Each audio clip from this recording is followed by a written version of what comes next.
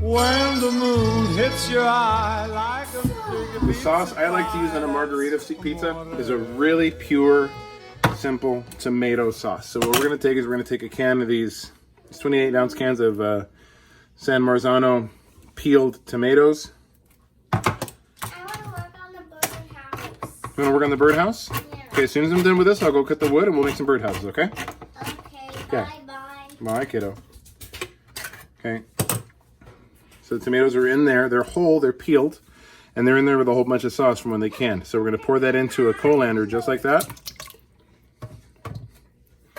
And get all the sauce out of there. Okay. So now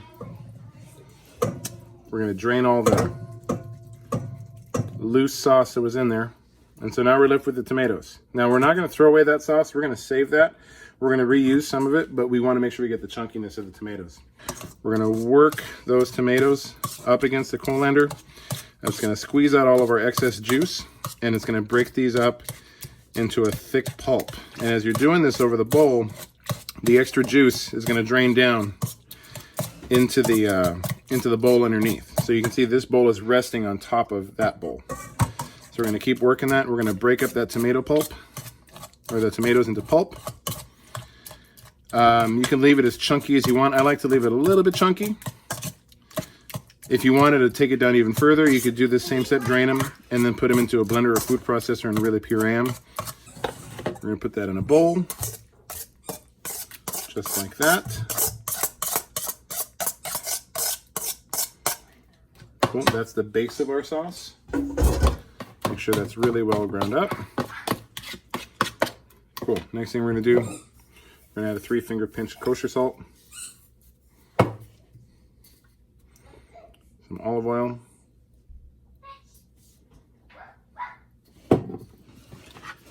and that's really it. That's authentic tomato sauce. Now I'm still going to take some of the tomato sauce that I took out and add it back in because I want it to be thick, but I also want there to be a little bit of creaminess in there. We're going to put some of it back in, and then taste. Always taste as you're cooking. You want to taste at multiple points during the process because you need salt at every point. And if you miss salt at one point in the dish, it affects the way that the rest of the dishes, parts of the dish layers together. So you take that. Right on. Cool. So now that's all done. This I'm going to put into a dish. Save that. That's straight up tomato sauce. We can use that to marinate a chicken. We can make some cacciatore chicken, anything, you know, some Spanish rice, anything that's going to use tomato sauce, we can use that because that's all just tomato sauce. It's a really pure tomato sauce, so it's really, really versatile.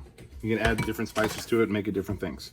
So we'll pop that in the fridge. This, I'm going to put in the fridge uncovered because I want the top of it to dry out a little bit.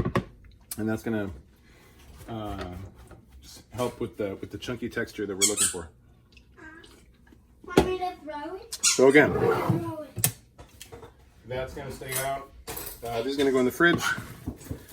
The dough under here is going to stay in there for about an hour. Hour and a half.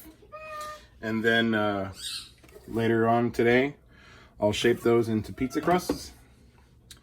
And we'll get bacon. And in that last part, I'll show you how to use the baking stone.